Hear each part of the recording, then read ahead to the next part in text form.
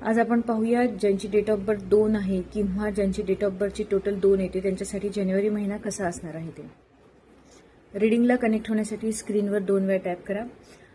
जानेवारी महिन्यामध्ये काहीतरी खूप चांगलं गुड न्यूज येणार आहे. फॅमिली टाईम खूप चांगला असणार आहे. सेलिब्रेशन टाईम स्पेंड होणार आहे तुमचा जानेवारी महिन्यामध्ये.